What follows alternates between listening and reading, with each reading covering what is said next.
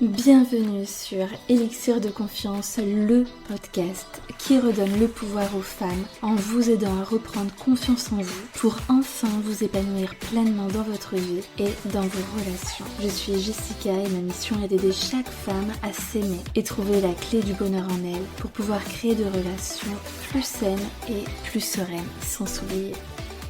Pensez également à vous abonner et si l'épisode vous a plu, à mettre un 5 étoiles. Je vous souhaite une très belle écoute. Hello mes élixirs, j'espère que vous allez bien. Je prends le micro, comme ça c'était pas du tout prévu. J'ai une quinzaine de minutes devant moi avant d'aller faire mon sport et je me suis dit que j'avais quand même envie de vous faire un petit épisode de podcast que du coup c'est ma cliente qui me l'a inspiré. On avait une séance et en fait le sujet c'était que elle rencontre un mec et puis patatras. C'est... Elle chamboule tout, ça y est, maintenant elle ne voit que par lui, alors que il y a 5 jours, elle ne le connaissait pas. Du coup, je sais pas si ça t'est déjà arrivé, que voilà, tu te dis, je me sens hyper bien quand je suis seule, je fais ma petite vie, nanana, et puis tu rencontres un mec, et puis là, boum, il y a tout qui explose, tu ne vois que par lui, tu ne penses qu'à lui, t'arrêtes pas de te poser 20 milliards de questions, alors que du coup, tu pensais que tout allait bien, quoi, que non, tu n'étais pas... dépendante d'un homme, etc. Et en fait, tu rencontres un mec et là, tu poses tout un tas d'attentes sur lui, mais complètement démesurées, c'est-à-dire que tu as envie, tu te projettes déjà alors que voilà, tu ne le connaissais ni d'Adam ni de Ève. Du coup, quand il se passe ça, qu'est-ce qu'on fait ? Bon, je te l'annonce de suite, ce n'est pas du tout un épisode qui est préparé, j'ai ouvert mon micro, donc ça va venir comme ça vient. Si tu veux un épisode qui soit structuré, ce sera peut-être pas celui-là. Mais bon, en tout cas, voilà, mon objectif pour moi, c'est de te faire du bien. Si tu es dans cette situation-là, ce sera un épisode que tu pourras venir réécouter. Du coup, quand il se passe un truc comme ça, exemple, du coup, tu rencontres un mec via un site internet, et puis, ça y est, vous vous rencontrez, et puis, patatras, vous finissez, vous passez la nuit ensemble, et le lendemain, tu n'as plus trop de nouvelles. Ok. Bon, qu'on soit clair, on va pas se dire, si on avait commencé à penser, ouais, ce mec, il est pas trop mal quand même, pourquoi pas, nanana, que je vous dis pas que lorsque vous avez plus de nouvelles le lendemain, qu'il va falloir se péter le cul par terre en mode ça va, tout va bien, c'est pas grave. C'est normal que vous soyez affecté dans ces cas-là parce que votre ego, il en prend un coup. En tant que nana, on a l'habitude que les mecs, ils nous courent après. Et donc du coup, oui, évidemment que ce mec, il a croisé notre chemin et qu'on s'attend à ce qu'il rampe à nos pieds. Bon, et dans la vie de tous les jours, finalement, c'est pas forcément ça. Le mec, il a eu ce qu'il voulait, il se frotte les mains et puis il se casse. Oui, tous les mecs ne sont pas comme ça, mais c'est vrai que voilà, souvent quand on s'offre, et quand on le fait très vite, c'est-à-dire voilà, le premier rendez-vous, que le mec n'a pas forcément eu le temps de nous découvrir, de voir toutes les belles facettes que nous avons, il se peut qu'il détourne les talons. Pas parce qu'on fait mal l'amour ou qu'il y a un truc, mais il a eu ce qu'il voulait. Il se peut que ce mec il soit à ce moment-là dans un état d'esprit où il n'a pas envie de sérieux, ou que finalement ça a été sympa mais il n'y a pas eu cette alchimie supplémentaire, donc voilà ce qui fait que tu sais pas trop où est-ce que tu vas, pour toi tu te dis que ça s'est bien passé et finalement derrière il se passe rien. Donc déjà accepter la situation, que oui, ça froisse l'ego parce qu'on s'attend à ce que tous les mecs qu'on croise tombent amoureux de nous et envie de passer toute leur vie parce qu'on est des meufs formidables. C'est normal, voilà. Donc l'ego, il a pris un coup. Je te renvoie à mes épisodes de podcast que j'ai fait sur l'ego qui risquent de te faire du bien ou de te stimuler. En tout cas, ça t'apportera quelque chose. Mais voilà, ok. C'est une question d'ego, là. Parce que, en plus, moi, ce que je vous invite aussi à faire, c'est... Parce que ça, il y a un grand truc là avec la dépendance affective, c'est que vous vous mettez dans une position où c'est toujours le mec qui choisit si oui ou non il décide de se mettre en relation avec vous. Mais non! Vous aussi, vous devez, ouais, c'est ça, vous devez de aussi vous demander si cet homme vous correspond, s'il coche la liste, et c'est pas juste, ah, il a deux, trois qualités, et du coup, ça devient l'homme de ma vie. Non, non, non, c'est pas ça. Et puis déjà, on n'oublie pas que il y a une semaine, 2 semaines, allez, un mois, vous ne le connaissiez pas. Donc, on arrête de penser que dès qu'une personne rentre dans notre vie, c'est pour la vie. Déjà, et de se dire que ça y est, d'un coup, je lui disais ça à ma cliente, d'ailleurs, je suis sûre qu'elle a écouté l'épisode, elle fait rentrer cet homme dans sa vie et directement, c'est comme si elle lui mettait un post-it sur le front en mode ça y est, t'es l'homme de ma vie, alors que tu le connais ni d'Adam ni de Ève, tu connais même pas sa vie, tu sais rien. En fait, il faut pas oublier que la personne qu'on rencontre, c'est un jeu au tout début, c'est un jeu de séduction que l'on met en place, consciemment ou inconsciemment, et que du coup la personne renvoie l'image, enfin, elle nous montre que ce qu'elle a envie de nous montrer. Donc elle va montrer que du beau. Elle va pas venir en mode... il va pas venir en mode... il va pas nous mettre sur un plateau tous ses défauts, etc. Donc c'est normal que on sorte du rendez-vous, généralement, parce que sinon c'est vraiment qu'il est trop con. Mais avec une bonne image de ce mec, surtout s'il est mignon, bah du coup on se dit qu'il a tout pour plaire. Mais attention, il nous a pas tout montré, on n'a rien vu. C'est comme si tu vas... Bon, moi je suis pas du tout Apple, moi je suis pro Samsung, tout ça, mais bon. Comme il y a un Apple Store, je crois que ça s'appelle comme ça. C'est comme si tu vas dans le magasin et tu regardes un petit peu tous les téléphones portables et tu te dis waouh, mais ils sont trop bien, je le veux trop. Mais sauf que t'as même pas encore pris la peine de regarder le téléphone, d'aller dedans, de zioter, de tester la caméra, de tester toutes les fonctionnalités. T'as rien fait. Juste, tu regardes l'enveloppe, l'emballage. Ok, c'est pas mal, c'est la mode, c'est pas mal, ça fait bien si j'ai cette marque-là comme type de téléphone. Voilà, ça montre que si, ça montre que là, tout ça. Et bien là, c'est exactement pareil pour une relation amoureuse. C'est que là, tu as un béguin juste pour le package, en fait. Mais au fond, tu ne connais pas cette personne, tu ne sais pas qui elle est. Et surtout aussi, il ne faut pas oublier, c'est que tu projettes sur cette personne tes attentes. Aujourd'hui, tu as tellement envie, peut-être, d'être en couple, de rencontrer la bonne personne, que du coup, quand tu rencontres quelqu'un qui est pas trop mal, tu te dis, ah, c'est lui. Parce qu'en fait, ce que tu recherches à l'intérieur, ce que tu attends, tu vas essayer, parce que tu as vraiment envie d'y croire, tu as vraiment envie que ta solitude s'arrête, tu vas essayer de retrouver ça chez l'autre.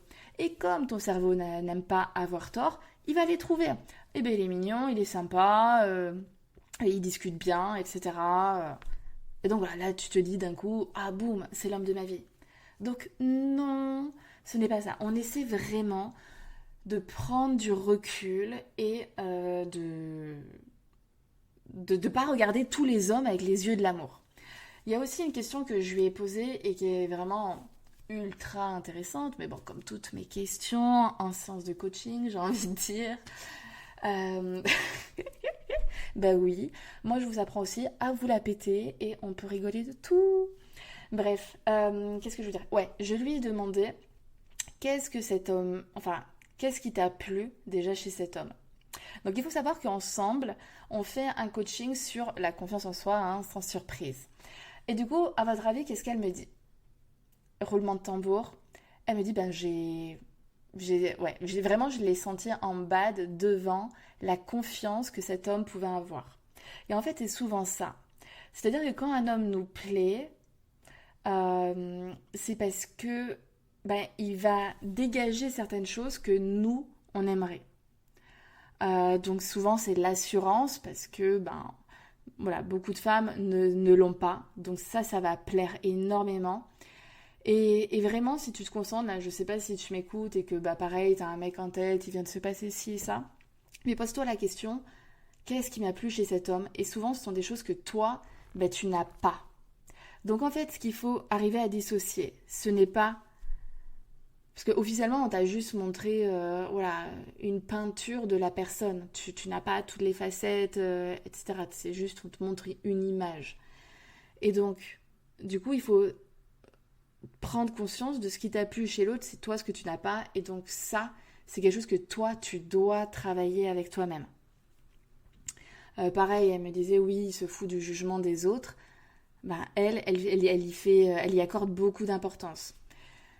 Et puis sache que du coup, ça, ce qui t'a plu chez l'autre, ce sont que quelques qualités, que ce n'est pas le seul homme à les détenir. Il y a tout un panel de mecs qui ont confiance en eux. Et attention aussi, parce que ce que je lui ai dit, c'est que il y a une grande différence entre ce que la personne renvoie de lui-même, de l'image qu'il a envie de véhiculer, et de ce qu'il est vraiment. Parce qu'il y a beaucoup de personnes, on dirait que, oh là là, ils ont hyper confiance en eux, alors que quand tu creuses, eh ben que dalle. Donc, il faut pas s'arrêter à la première image que vous voyez. Derrière, il faut gratter. On est des êtres humains, on est des êtres profonds, avec bah voilà, certaines personnes, elles ont hyper confiance en elles, par exemple dans le milieu professionnel et pas du tout dans la vie amoureuse, parce que moi, ça m'étonnerait même pas que si, imaginons, elle continuait la relation avec lui, cet homme ait un type d'attachement hyper anxieux. Alors qu'au au premier rapport, le mec, voilà, il a hyper confiance en lui. Ça veut rien dire. Que vous dire de plus par rapport à ce type de situation-là? Ouais, la notion de valeur. Pareil, on est allé creuser ça parce que je sais que voilà, beaucoup de femmes ont ce sentiment que lorsque elles sont choisies par un homme, et encore plus quand cet homme, il est beau, ça leur apporte de la valeur. Sauf que non, c'est pas vrai. Ça, c'est une question d'ego et ça va pas vous nourrir. Alors, on va pas se mentir, vaut mieux être avec un beau mec qu'avec un tonneau. Pour autant, je pense qu'il y a un mix entre les deux, hein, parce qu'il faut quand même que, voilà, quand on est en couple, c'est important que l'autre nous plaise pour créer une intimité, tout ça. Mais voilà, derrière, il n'y a pas que le physique. Bref, je m'égare, mais peu importe avec quel homme vous êtes, peu importe les relations dans lesquelles vous êtes amicales et autres, vous avez la même valeur. Et du coup, je lui ai pris l'exemple, j'ai pris ma tasse de thé, je lui ai dit, voilà, imagine cette tasse de thé-là, qui a beaucoup de valeur pour toi, etc. Que tu la mettes, il y a 5 mecs autour de toi, que tu la mettes dans les mains de l'un, ensuite ça passe dans les mains de l'autre, c'est toujours la même tasse, c'est toujours. Et donc c'est pareil, elle, c'est la même personne, peu importe avec qui elle a la même valeur. Et quelle est la valeur que l'on a? Alors là, je viens de laisser un gros suspense. On a la valeur que l'on se donne. C'est tout, ni plus ni moins. Ce ne sont pas les autres qui vous donnent de la valeur. Vraiment ancrez ce truc dans votre tête. Vous avez la valeur que vous vous donnez. C'est tout. Et les autres auront conscience de la valeur. Attendez, je parle pas très bien français. Bon, je vais essayer de la refaire. Les autres prendront conscience de la valeur que vous vous donnez. Je sais pas trop si vous me suivez, mais en gros, oui, bon, il y a aussi, les gens, ils peuvent aussi déterminer votre valeur selon eux. Parce que, voilà, je l'ai dit dans un précédent podcast, évidemment que vous n'avez pas la même valeur pour votre mère ou pour un mec que vous venez de rencontrer. Parce qu'il ne vous connaît pas. Ah oui, ben voilà, du coup, ça me fait penser à ça. Pareil, donc ce mec que vous venez de rencontrer, s'il ne vous recontacte pas, je sais que ça fait mal à l'ego, mais attention. Vous le prenez comme un rejet en mode je suis une merde, je suis pas aimable, je n'attire personne, etc. Mais ne pas oublier que cette personne ne vous connaît pas. Elle vous a vu un rendez-vous, mais elle a vu quoi? 0,5% de la femme extraordinaire que vous êtes. Donc finalement, il rejette quoi cet homme? 0,5%? Franchement, il n'y a pas de quoi le prendre mal. Alors vous allez me dire, oui, plus facile à dire qu'à faire, mais vraiment quand tu y penses, tu as montré quoi pendant cette soirée? Tu as montré la femme que tu étais dans son entièreté, tu te connais même pas toi-même. Donc tu vas pas me dire que il a capté la femme que tu étais, il a rejeté cette femme extraordinaire que tu es, il ne te connaît pas. Il y a eu 3 discussions, un verre échangé, une partie de billard ou je sais pas quoi. Donc, donc voilà, en fait, la première image que lui, il a vue, et sachant que faut pas oublier qu'il projette aussi une image sur vous qui n'est pas forcément la réalité.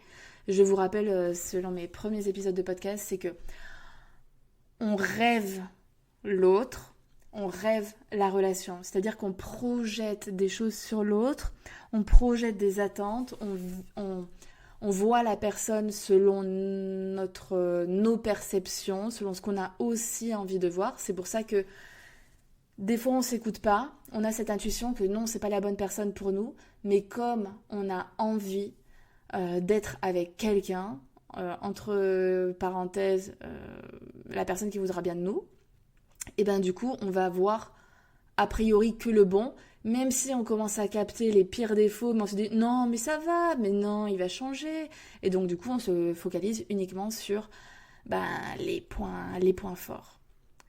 Voilà, donc pas oublier ça, on a notre part de responsabilité. Après, un mec du coup qui, voilà, il n'est plus démonstratif, alors que le mec il nous écrivait 15 fois par jour et que d'un coup, une fois que on est passé à la casserole, il n'y a plus rien. Il faut pas se mettre... il faut pas avoir envie de chialer pour un mec comme ça, qui n'a pas envie de creuser, qui s'arrête juste là. Et ben c'est ok. On se dit qu'on a passé un bon moment, qu'on s'est régalé, qu'on a profité nous aussi. Et puis, next, suivant. Et c'est ok. Et il y aura... En fait, vraiment, moi je pars du principe que il y a toujours mieux. Dans le sens où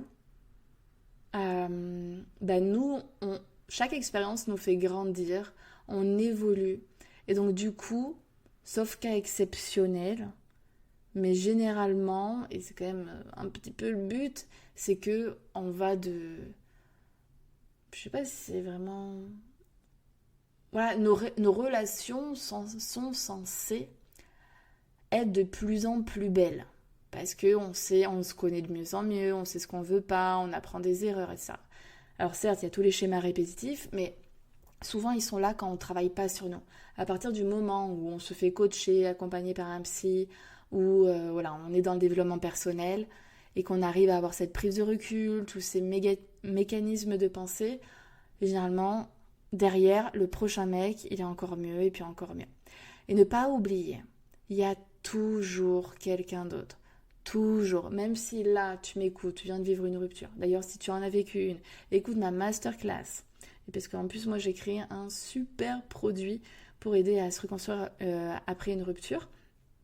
Et donc, il y a toujours mieux. Tu penses que voilà, quand tu es dans une rupture, tu es au fond du trou, que plus jamais tu tomberas amoureuse.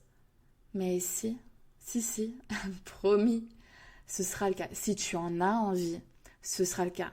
Si tu vis dans la peur de ressouffrir, etc., tu vas te fermer des portes. Donc t'appelles Jess, ta super coach, et puis on avance ensemble. Mais voilà quoi, tu vois, il y a toujours quelqu'un. Moi, même si t'es folle amoureuse aujourd'hui, qu'un jour ça ne va plus, il y aura quelqu'un d'autre. Après, voilà, moi je suis pas pour sauter de liane en liane, etc. C'est bien d'avoir ces moments seuls, de se dire que je suis capable de vivre seule, de m'épanouir seule pour ensuite être bien.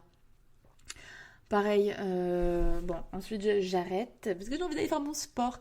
Et du coup, parce que je lui disais, oui, je pense que tu vois beaucoup les hommes comme un sauveur. Et elle me dit, oui, parce que j'en ai marre de ma solitude, etc.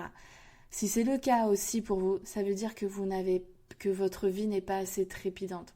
Il n'y a pas juste un mec qui va venir trépider, je sais pas, qui va rendre votre vie exaltante. Non.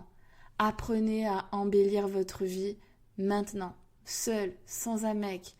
Alors oui, il n'y a pas que les amis qui comptent, etc. Bah si, franchement, ça compte énormément. Ça fait pas que, mais kiffez votre vie, ayez des passions, faites des choses, soyez fiers si c'est important pour vous, du boulot que vous avez, accomplissez-vous.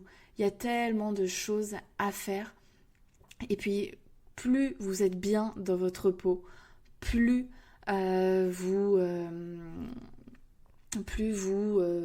vous serez bien dans une relation parce que vous êtes saine, vous êtes vous êtes sereine surtout, vous êtes en paix avec vous-même et donc du coup vous attirez des personnes saines, pas des personnes toxiques, pas des personnes à sauver. Chacun se sauve soi-même. Bon, voilà.